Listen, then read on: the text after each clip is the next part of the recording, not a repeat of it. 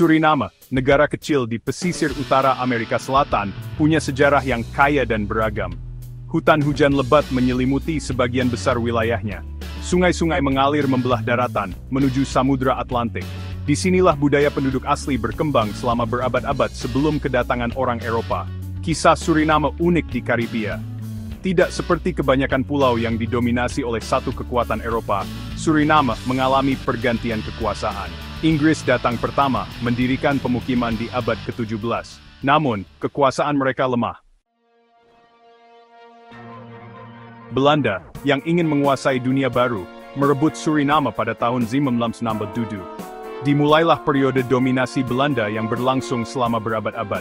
Koloni ini, yang dinamai Guyana Belanda, menjadi aset berharga. Tanah suburnya menjanjikan kekayaan pertanian. Belanda yang ahli dalam perdagangan dan pertanian, mengubah lanskap. Mereka membangun perkebunan luas di sepanjang sungai.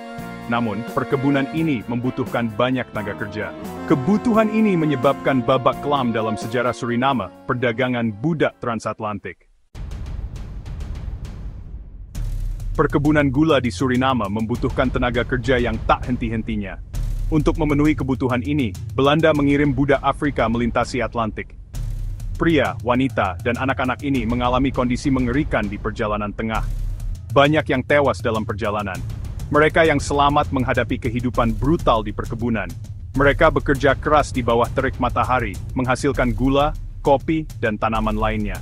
Hidup mereka adalah kerja paksa, kekejaman, dan penindasan. Warisan perbedaan pebegatan sama sistemnya. Bahkan dalam menghadapi kekejaman yang tak terbayangkan, semangat perlawanan tetap menyala. Budak Afrika di Suriname menolak menerima nasib mereka secara pasif. Mereka memberontak, seringkali melarikan diri ke hutan hujan lebat. Komunitas Maroon ini, begitulah mereka dikenal, berjuang untuk kebebasan mereka dan melestarikan tradisi Afrika mereka. Seiring gerakan abolisionis mendapatkan momentum di Eropa, tekanan meningkat pada Belanda untuk mengakhiri perbudakan. Pada tahun 1963, perbudakan akhirnya dihapuskan di Suriname. Namun jalan menuju kebebasan sedih masih panjang. Bagian 5. Kebangkitan sebuah bangsa. Berakhirnya perbudakan membawa tantangan baru. Untuk menggantikan tenaga kerja budak, Belanda membawa pekerja kontrak dari Asia, terutama dari India dan Indonesia. Masuknya budaya baru ini menambah keragaman etnis Suriname. Hal ini juga menyebabkan hierarki sosial yang kompleks. Abad ke-20 menyaksikan munculnya nasionalisme di Suriname. Orang-orang mulai menuntut otonomi yang lebih besar dari Belanda. Partai-partai politik muncul, memperjuangkan kemerdekaan dan penentuan nasib sendiri. Keinginan untuk merdeka tak bisa lagi dibungkam. Bagian 6. Pemimpin Fajar Baru. Beberapa tokoh kunci muncul dalam perjuangan kemerdekaan Suriname. Johan Adolf Pengel, seorang pemimpin karismatik, memperjuangkan hak-hak pekerja dan kaum kurang mampu. Dia dikenang karena perannya yang penting dalam membentuk lanskap politik Suriname. Tokoh berpengaruh lainnya adalah Henk Aaron, yang memainkan peran kunci dalam negosiasi kemerdekaan Suriname dari Belanda. Kepemimpinannya berperan penting dalam membimbing bangsa menuju era baru. Bagian 7. Suriname Merdeka. Pada tanggal 25 November 1975, Suriname akhirnya mencapai kemerdekaan yang telah lama ditunggu-tunggu. Bangsa ini bergembira merayakannya, menandai berakhirnya pemerintahan kolonial dan dimulainya pemerintahan sendiri.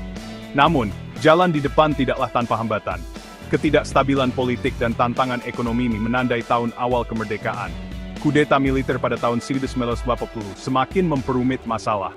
Terlepas dari kemunduran ini, Suriname bertahan, berusaha membangun negara yang demokratis dan sejahtera. Bagian 8. Permadani Budaya. Suriname saat ini adalah permadani budaya yang semarak. Penduduknya berasal dari berbagai kelompok pribumi, budak Afrika, penjajah Belanda, dan pekerja kontrak Asia.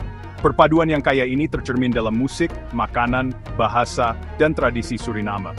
Bahasa Belanda tetap menjadi bahasa resmi, tetapi Sranan Tongo, bahasa Kreol berbasis bahasa Inggris, digunakan secara luas. Masakan Suriname adalah perpaduan rasa yang menyenangkan, mencerminkan warisan budayanya yang beragam. Bagian 9, sebuah bangsa menuju masa depan. Suriname, terlepas dari masa lalunya yang penuh gejolak, menatap masa depan dengan harapan. Hutan hujannya, yang kaya akan keanekaragaman hayati, adalah sumber kebanggaan dan pengingat pentingnya pelestarian lingkungan. Bangsa ini menghadapi tantangan, tetapi rakyatnya tetap tangguh.